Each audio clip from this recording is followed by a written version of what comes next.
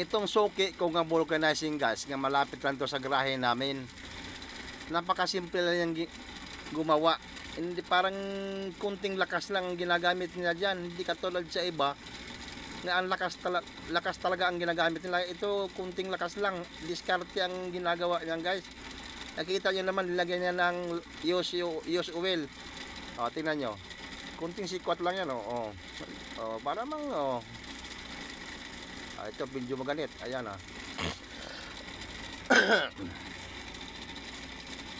Pag kumilos siya guys, parang ginagamit yung lakas si 1/4 lang, hindi talaga tulong lakas ang ginagamit niya. Napakasimpleng gumawa. Dito lang yan makikita guys sa Kananay Road, Angelina, Las Piñas City. Yan ang suki namin sa gumagawa ng gulong. Yan. Kunting sikwat lang yan, tapos lagyan lang ng kunting padulas, use oil. Di ba tanggal agad.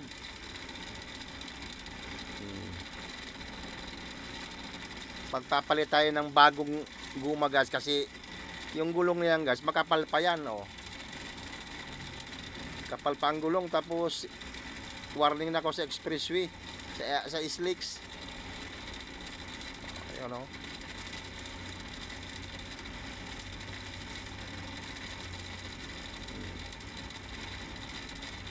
kunting sikwat-sikwat lang. Tadyak-tadyak. Ayun lang.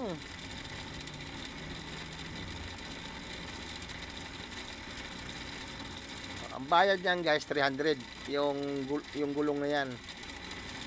Dalawang gulong, naka 600 siya. Ang labanan nila guys sa silduhan, hatian sa labanan, 300 sa may-ari at 300 sa gumagawa. Ayan. Ayun lang, ito lang yung hanap buhay niya noon pa. Matagalan siya dito sa vulcanizing na to. Kamag-anak yata niya itong may-ari, kamag-anak nga ang may-ari. Siya yung katiwala pati dyan sa vulcanizing na yan.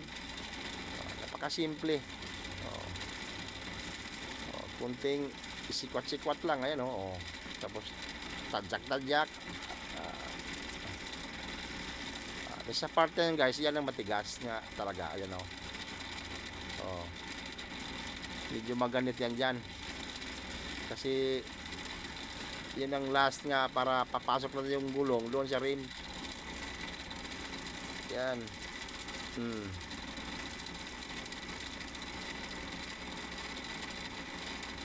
Maso. Pokpokin. Yan. Kunting pokpok. Sikwat. Tapos. Ayun guys.